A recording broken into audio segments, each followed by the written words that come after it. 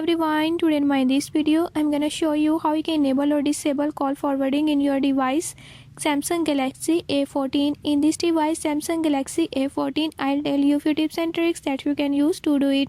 Before I start, if you are new to my channel, don't forget to subscribe and press bell icon. Watch complete video and learn how you can do it. Let's